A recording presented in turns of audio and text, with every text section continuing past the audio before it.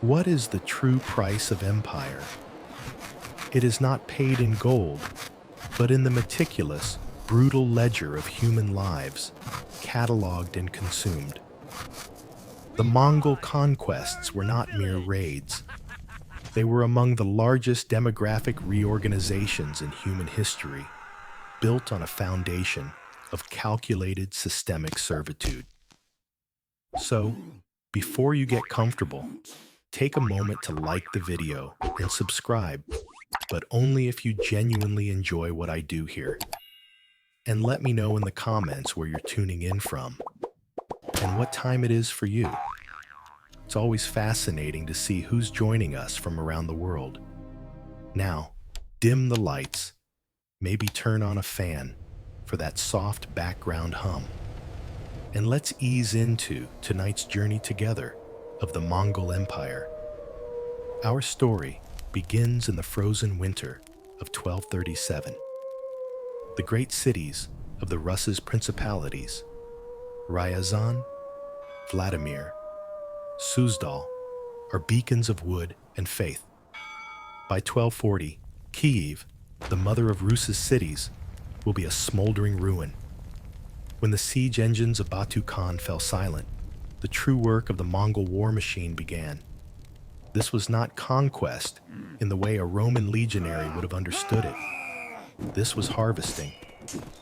The Rus's chronicles, particularly the Laurentian Codex, paint a picture of apocalyptic despair, of weeping and gnashing of teeth.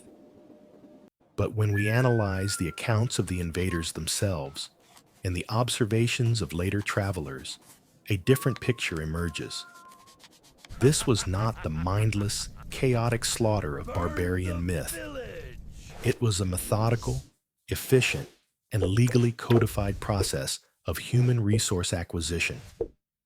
The immediate aftermath of a successful storming was a brutal triage. The Yassa, the great legal code of Genghis Khan, was clear. Any city or ruler that resisted the Khan's divine mandate to rule the world was, by definition, a criminal. Their lives and property were forfeit. The survivors of a sacked city were no longer people in a legal sense. They were olja, booty. They became property, classified with the same dispassionate logic as a herd of horses, a bolt of silk, or a chest of silver. This is the first critical legal distinction we must grasp. In the eyes of the Mongol state, these captives were not prisoners of war. They were not hostages to be ransomed unless they were of the highest noble blood. They were chattel. Their identities as merchants, priests, mothers, or farmers were erased, replaced by a single damning classification: Huel. This is the Turco-Mongol term for a servant, or, more accurately, a slave, bound unequivocally to the will of a master. This harvest of the steppe, often conducted in the still smoldering ruins of the captives' own homes, was chillingly pragmatic. The Mongol Noyans, the commanders of the Tumans, were not just warriors. They were talent scouts for a burgeoning empire. First, the artisans, blacksmiths, fletchers, jewelers, tanners, icon painters, and, most prized of all, architects and engineers. These individuals were separated with extreme care. They were the intellectual property of the empire. When we consult the records of the Franciscan friar, William of Rubruck, who traveled to the great Mongol capital of Karakorum just over a decade later, he describes a city built by captives. He famously recounts meeting a Parisian goldsmith, Guillaume Boucher, and German miners, all captured from the far-flung edges of the empire. The skilled survivors of Kiev and Vladimir were not dispersed. They were deported. They were marched thousands of miles east to build and beautify the administrative centers of their conquerors. Next, the young and the strong. Young women and boys were gathered, their value determined by their health, attractiveness, and utility. They were destined for two primary fates: absorption into the Ordus, the vast mobile camps of the Mongol nobility, or the slave market. Many would become domestic servants, concubines, or herdsmen, their children born into the same state of perpetual servitude. The great Crimean port of Kaffa, under Mongol protection, would soon become one of the largest slave markets in the known world, feeding this human chattel into the Mamluk Sultanate of Egypt and the Italian communes. The able-bodied men faced a darker, more immediate fate. Many were pressed into the Hashar. This was the Mongol term for a forced auxiliary levy. These men were given the most dangerous and grueling tasks in the next siege: digging saps under enemy walls, filling moats, operating the siege engines, and, most terrifyingly, serving as the front-line human shields. The Galician-Volhynian Chronicle explicitly details this practice, noting how the Mongols drove their captives before them into the assault on the next town, a living wall to absorb the first volley of arrows and spears. And finally, the useless, the elderly, the infirm, the badly wounded, and the very young. These individuals, deemed incapable of labor or the long march, had no economic value. The primary sources are stark, brief, and consistent on their fate. They were typically executed on the spot, a grim act of logistical housekeeping. This system of classification established the legal and social framework for the next 2 centuries of the Golden Horde's dominion over the Rus lands. These captives were not a byproduct of the war. In many ways, they were the objective of the war. They were the labor force that would build the new capital at Sarai Batu on the Volga. They were the agricultural workers who would farm the fertile steppe to feed the Mongol armies. And they were a direct monetary instrument, a form of tribute, the jasir, that surviving collaborationist princes would have to pay to avoid this very fate for their remaining people. The status of these captives was legally absolute. They were severed from their kinship, their land, and their god. They had no rights, no recourse, and no legal personhood. They were property, and the Yassa was notoriously, savagely clear on the sanctity of property. This legal reality is the iron cage that our subjects must attempt to break. The very idea of escape was not just fleeing, it was theft. It was stealing from the Khan himself. And as the dust settled over the ruined principalities, this living river of human capital flowed east. Their former lives were ash. Their new lives were defined by a single, brutal fact. They belonged to the Horde. The legal classification of a human being as QL, as chattel, was not merely a social demotion.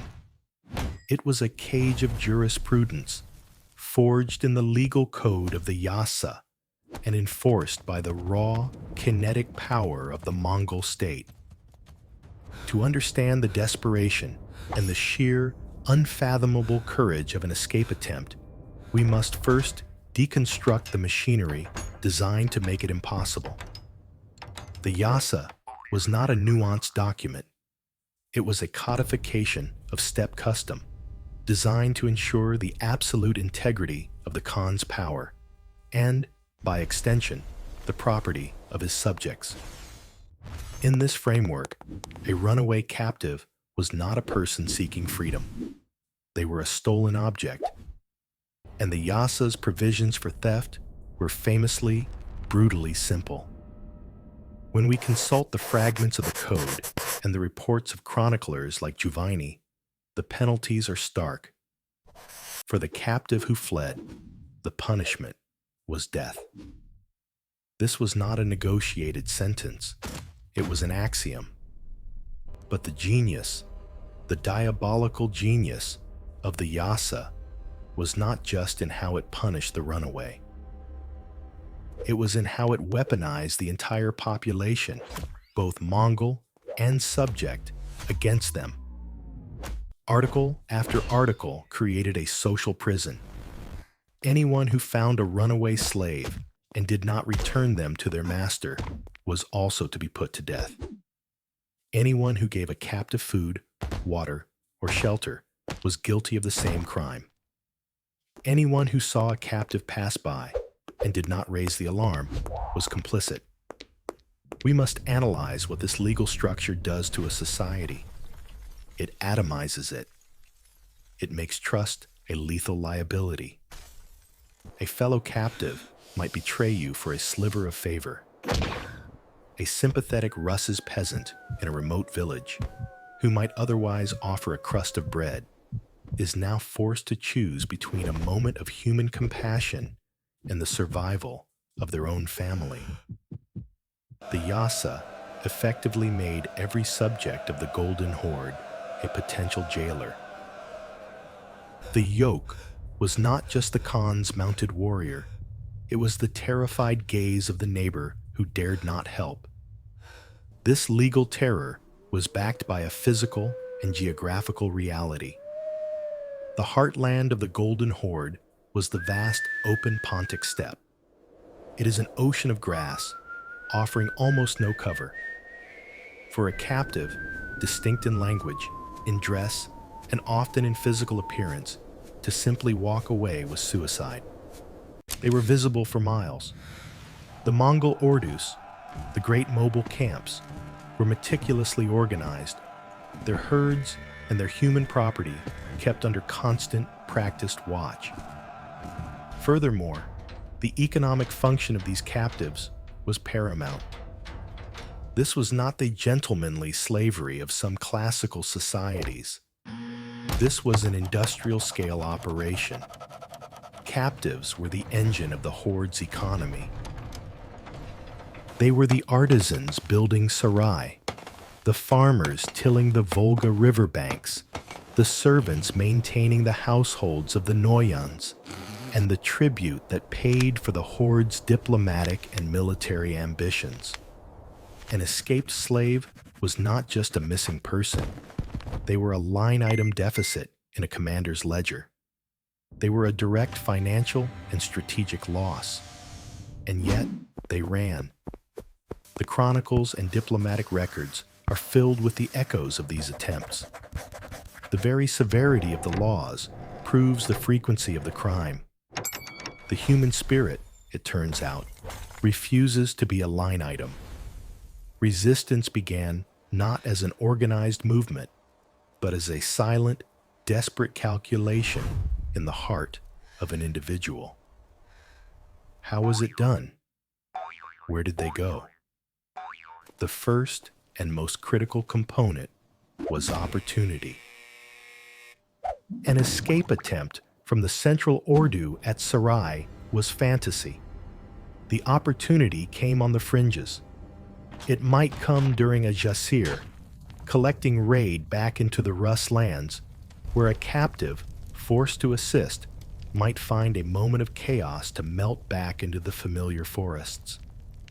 It might come from a trading caravan, where a captive, working as a laborer, could slip away at a busy way station. If the steppe was the enemy, the forest was the only potential friend. The dense primeval forests of the north were the one landscape the steppe warrior distrusted. They were an impediment to cavalry, a place where the hunter could become the hunted. For a fugitive, the forest offered concealment, water, and forage. The primary escape routes were, therefore, almost always north, away from the open plains and back towards the familiar territories of the Rus's principalities. But this route was a paradox. It was a flight from the wolf's den into the wolf's snare. This is a critical and often misunderstood aspect of the yoke. A runaway captive who successfully reached the free principalities of Tver or Moscow or Novgorod was not safe. Their former Rus's princes were now vassals of the Khan, and a key condition of that vassalage was the prompt and total return of the Khan's property, which included escaped slaves. For a Rus's prince, harboring a fugitive was an act of high treason. It was a betrayal of their oath of fealty, an invitation for a new punitive Mongol campaign that would destroy their entire city. When we examine the diplomatic correspondence, we find this very tension. We see Rus's princes forced to issue decrees demanding the capture and return of runaways.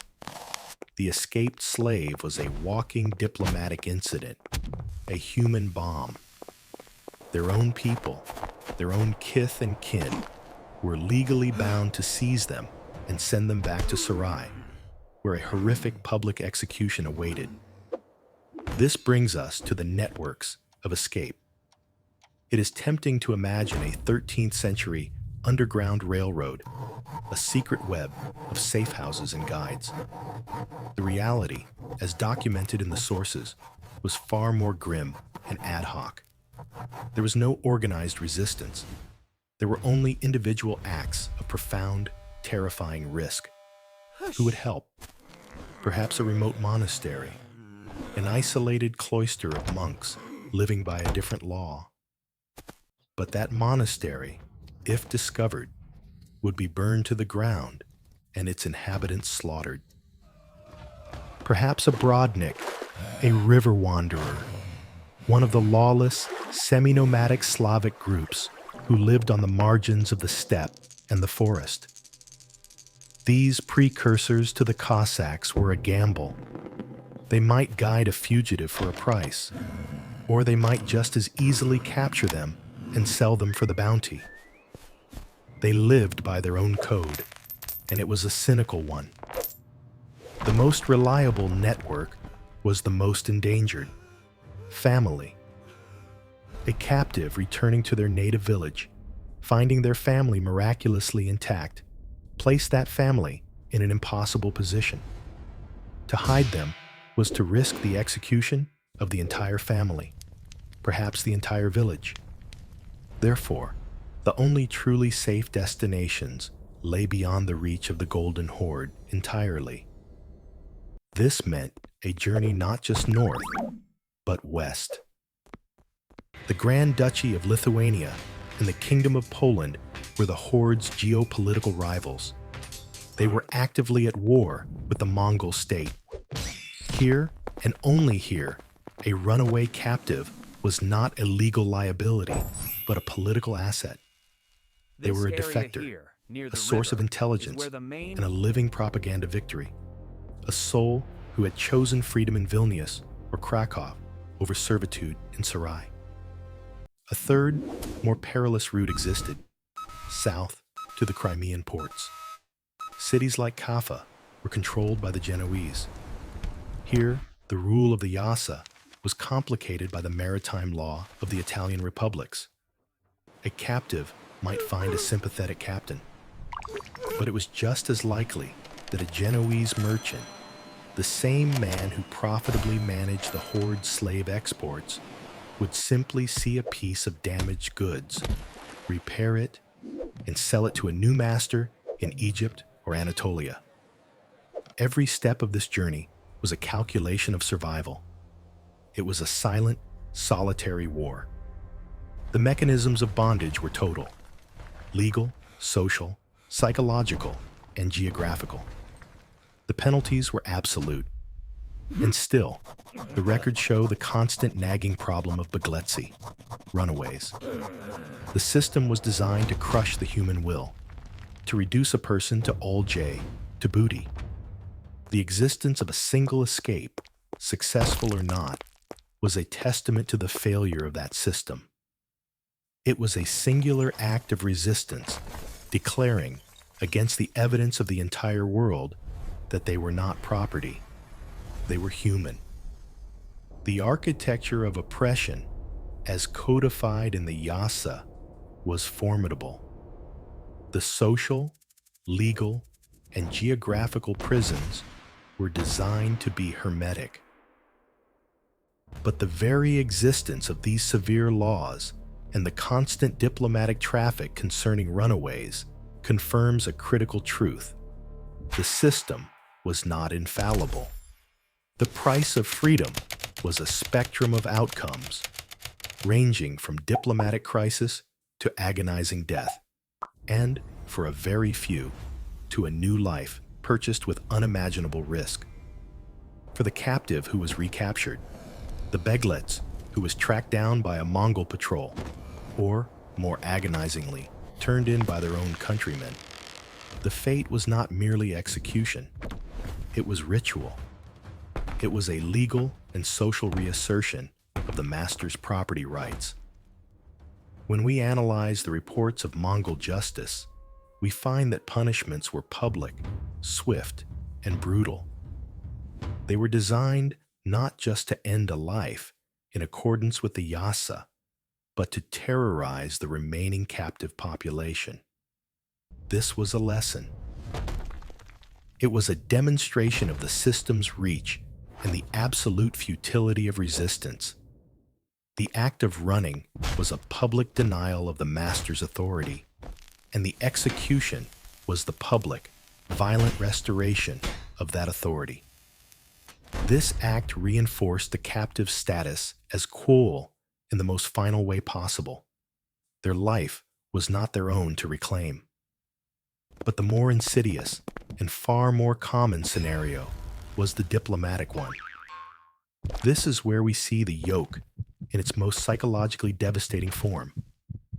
Let us imagine a captive who, through sheer endurance, navigated the forests and the Brodniki, eluding patrols, and finally arriving at the gates of a free Rus's city, perhaps Tver or Moscow. They are not met with celebration. They are met with terror. The captive has now become a political crisis. The local Rus's prince, himself a vassal, lives under the constant watchful eye of the Khan's Baskak, his resident overseer and tax collector. The Ehrlich, the patent that grants the prince his authority to rule, is entirely conditional.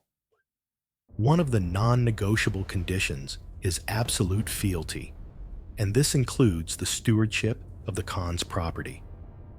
When a runaway slave appears, the prince is faced with an impossible choice, a perfect trap. To follow the ancient laws of sanctuary and Christian compassion, to shelter this person, is a direct act of treason against the Golden Horde. It is a violation of the Yassa. The Baskak will send word to Sarai, and the prince can expect only one response: a punitive expedition that will burn his city, enslave his own family, and strip him of his title and his life. Therefore, the prince is legally, politically, and militarily compelled to arrest this survivor. He must chain his own countrymen and hand him back to the Mongol authorities for public execution. This is the true machinery of servitude. It co-opts the native elite, forcing them to become the jailers of their own people. It transforms the prince from a protector into an agent of the horde. The chronicles are full of the grim results of these choices, of princes having to prove their loyalty by policing their own borders against their own escaped people. This systemic pressure effectively extinguished any possibility of organized internal resistance. The yoke was not just an external force. It was a set of legal chains worn on the inside. And yet, some did make it. Their only true sanctuary lay beyond the Khan's political reach. As we established, this meant the hostile borderlands of the Grand Duchy of Lithuania and the Kingdom of Poland. When a fugitive crossed this border, Their legal status was instantaneously inverted. They ceased to be a QLA, a piece of stolen property. They became a defector. They were a priceless intelligence asset. They were living, breathing proof of the Horde's barbarism and a propaganda victory for the Lithuanian Grand Dukes, who were fashioning themselves as the gatherers of the Rus lands and the true defenders of the faith against the steppe. These survivors brought with them skills, the same artisanry that had made them valuable to the Mongols. But more importantly, they brought information. They brought an intimate knowledge of Mongol military organization, of the layout of Sarai, of the political tensions between different noyons. They could advise their new masters on the Horde's tactics, its weaknesses, and its patrol routes. These successful escapes, though perhaps few in number, created a permanent cultural and political scar. They were the source of the tales of the captive that became a staple of Rus's and Polish literature. They hardened the resolve of the Horde's Western rivals, and they created a diaspora of the enslaved, a community whose freedom was contingent on the military success of their new protectors. The long-term echo of the system of bondage and escape is profound. It left a deep trauma in the collective memory of the Rus's people, a sense of helplessness, but also a dark folklore of the forest as a place of refuge. It reinforced the cynicism of the borderlands, and it cemented the role of the Rus's princes as pragmatic survivors, forced to prioritize the existence of their cities over the lives of their individual subjects. When we look back at the grand, impersonal maps of the Mongol Empire, we see only territory. But when we consult the legal codes, the diplomatic letters, and the faint traces in the chronicles, we see a human landscape. It is a landscape defined by total legal subjugation, but scarred by the hidden pathways, the silent routes of resistance. These routes were not just geographical. They were a desperate flight from one legal definition, property, to another, human. The Golden Horde's power was absolute, its legal framework designed to be inescapable. But the escapes, though rare and perilous, are a testament to the fact that no system of oppression can ever fully extinguish the human impulse to reclaim the self. The silence of the historical record is not empty. It is filled with the unwritten stories of those who ran. The journey from chattel to human was a legal impossibility, yet it was a path worn into the very steppe itself by those who refused to be forgotten. The Golden Horde's chains were forged from the iron of the Yassa, but the chronicles of their rivals are a testament to the simple, profound, and unquenchable desire to break them. The individual, in the end, refused to remain a statistic,